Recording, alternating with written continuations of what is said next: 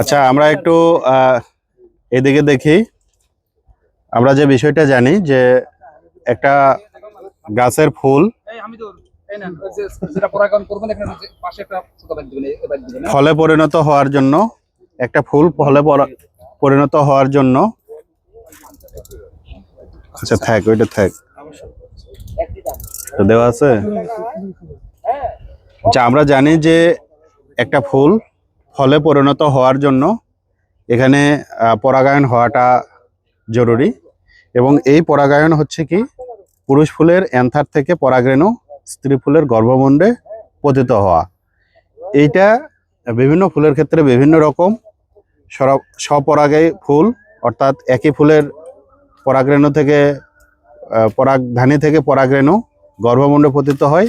আর পরপরাগী ফুলের ক্ষেত্রে অন্য ফুলের পরাগধানী থেকে পরাগরেণু স্ত্রী ফুলের গর্ভমুণ্ডে পতিত হয়। তো এই কাজটা সাধারণত ন্যাচারালি হয়ে থাকে আমাদের বিভিন্ন বাহকের মাধ্যমে। সেটা হচ্ছে মাটি না, সেটা হচ্ছে আমাদের পানি, বায়ু, বিভিন্ন কীটপতঙ্গ, বিভিন্ন মাধ্যমে হয়ে থাকে। কিন্তু আমরা যেভাবে অনবরত প্রতিনিয়ত যে কীটনাশক প্রয়োগ করছি, যার কারণে আমাদের উপকারী পোকামাকড়ের সংখ্যা কমে যাচ্ছে। এই জন্য অনেক সময় পরাগায়ন সঠিকভাবে না হওয়ার কারণে আমাদের ফল কিন্তু আসছে না। এবং ইতিমধ্যে আমরা দেখেছি যে আমাদের যে লাউ ক্ষেত আছে, প্রচুর ফুল আছে কিন্তু ফল আসছে না। তার মানে এখানে আমরা দেখেছিলাম যে কোনো পোকামাকড় বা রোগবালাইয়ের আক্রমণ আছে কিনা, আমরা কিন্তু সেটাও পাই নাই। তো আমরা সেটা আইডেন্টিফাই করেছি যে এখানে সঠিকভাবে পরাগায়ন হচ্ছে না। আর পরাগায়ন না হওয়ার কারণ হচ্ছে আমাদের উপকারী কীটপতঙ্গের সংখ্যা কম। এখানে আমরা যে লাউ গাছটায় রয়েছি, এই লাউ গাছ হচ্ছে আমাদের যে মনোসিয়াস প্লান্ট, অর্থাৎ একই গাছে দুই ধরনের ফুল আছে, একটা হচ্ছে পুরুষ ফুল আর একটা হচ্ছে স্ত্রী ফুল। তো কিন্তু পুরুষ ফুল থেকে পরাগরেণু স্ত্রী ফুলের গর্ভমুণ্ডে যে পতিত হবে, এর জন্য বাহক দরকার। সেই বাহকটা আমাদের এখানে পাওয়া যাচ্ছে না। এই জন্য আমরা নিজেরাই কি করব, এই পরাগায়নটা করে দেব। এটাকে বলা হয় হাত পরাগায়ন। হাত পরাগায়ন আমরা বিভিন্নভাবে করতে পারি। তার মধ্যে একটা হচ্ছে সরাসরি অ্যান্থার থেকে আমরা পোলেন গ্রেইনগুলো ওখানে ফেলায় দিতে পারি স্পর্শ করার মাধ্যমে, অথবা আমরা বিভিন্ন পাখি বা হাঁস মুরগির পালক এটা ব্যবহার করেও কিন্তু আমরা এটা করতে পারি। অথবা ফুলের আকার আকৃতির ভিত্তিতে আমরা সেটা পানিতে এই পরাগরেণু নিয়ে সেটাও আমরা করতে পারি। তো আমরা যেহেতু লাউ ফুলের ক্ষেত্রে আসছি, এটা যথেষ্ট বড় আছে এবং এটা আমরা নিজেরা হাত দিয়ে সরাসরি পরাগায়নটা করতে পারবো। এই পরাগায়ন করার জন্য আমাদেরকে প্রথমে যেটা দেখতে হবে, এই পরাগায়ন করার জন্য ফুল যেটা ফুটবে, এই ফুল ফোটার সময়টা কখন।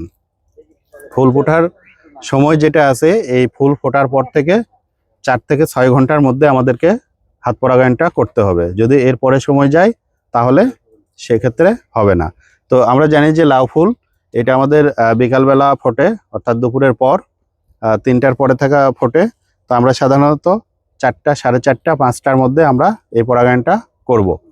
পরাগায়ন করার জন্য আমাদেরকে প্রথমেই একটা পুরুষ ফুল নিতে হবে, যে পুরুষ ফুলের অ্যান্থারটা ভালো আছে। আমরা ইতিমধ্যে একটা পুরুষ ফুল নিয়েছি।